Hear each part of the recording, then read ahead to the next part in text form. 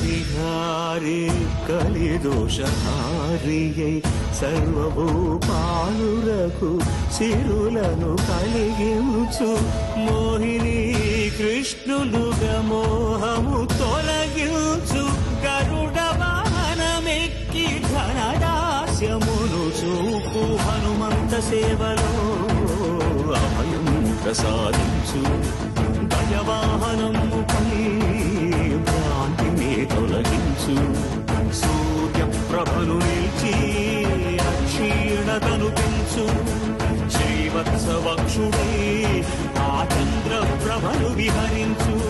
రథమెక్కి మనోరథమెక్కి మరిన వాంఛలను త్రుంచగా రయమెక్కి హరిహయమెక్కి కరుణ